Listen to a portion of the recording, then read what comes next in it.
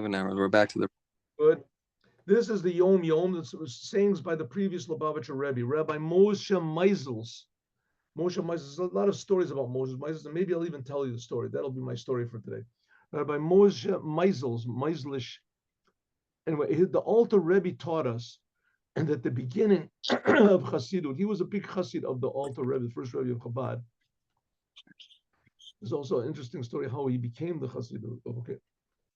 He taught us that the Aleph of Chassidut, the beginning of Chassidut, is to use your natural traits and your instincts and your natural personality, not to become a monk or a nun or something like that and just to negate yourself.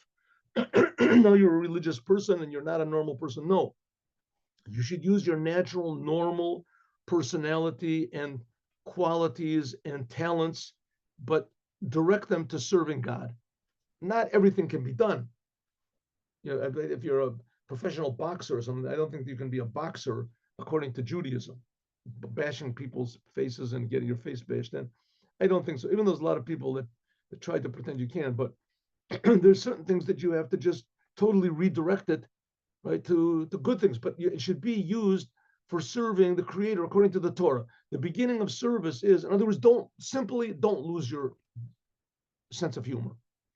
The beginning of avoda is to employ, to use your natural characteristics of man. For instance, the natural dominion of mind over heart.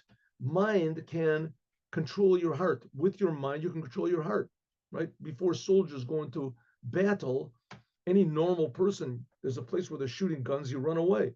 A soldier is trained that his mind rules over his heart, that he is not afraid, that he runs into the battle. Same thing with us. The mind, if you have a natural desire for things, a lust for things, but you know it's against the Torah, so your mind can convince your heart not to do it. That's what a human being is. So that's one example of using your natural powers and talents in order to serve the Creator of the universe. That is today. Now let's do tomorrow. Shabbos Kodesh. This Shabbat, by the way, is Parshat Para. Para talks about purifying yourself before the holiday. The Alter Rebbe said, among my teachings that I heard from his among the things that the Rebbe told him, his Rebbe told him was the Magid of Mezrich. There was one verse: a constant fire shall be kept on the altar. Lo tichbe. It says, Ish tamid tu kadal mizbech lo tichbe. It shall not be extinguished. It shall not be extinguished. The Magi taught us, even though fire comes from heaven, in the Holy Temple, especially in the first temple, there was fire that came from heaven and devoured the sacrifices. It came from heaven. Huh? But nevertheless, it was a commandment that man has to bring the fire. As we have to do work from below, and that God reacts from above.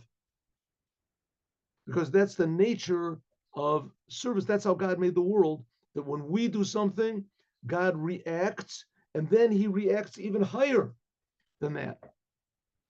The spirit from below elicits a spirit from above, calling forth even something higher than that. So God reacts and even more reacts to what we do.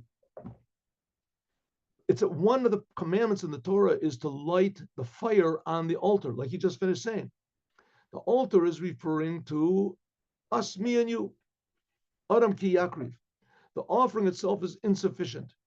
It's not good enough just to bring an altar in. A person has to light a fire on the altar. What is this fire? Fire is enthusiasm.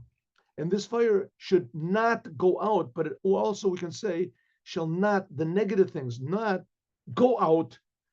The negative things, the not, the bad things, this fire will low the negative things put out.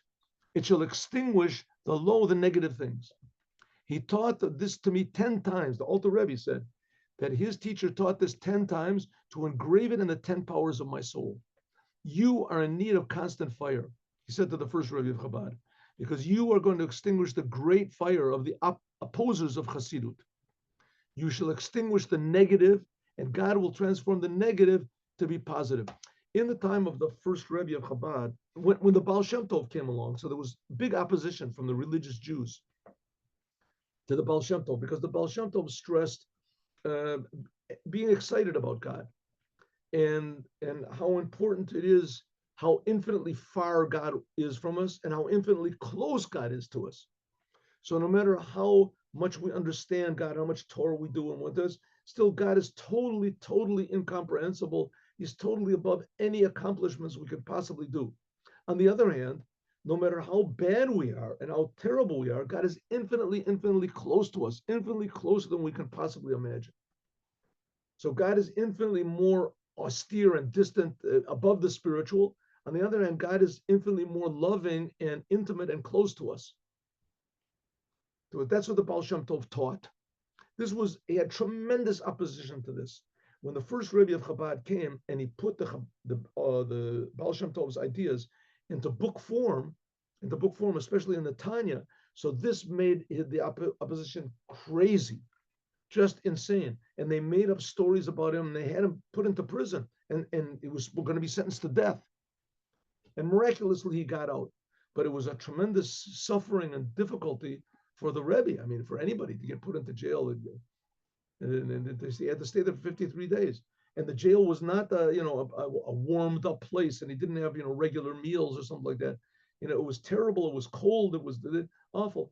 And he did this all for the sake of the Chassidut. So he said, you are going to have to, you have to have a fire all the time, and that fire of yours, that positiveness, will extinguish the negativity.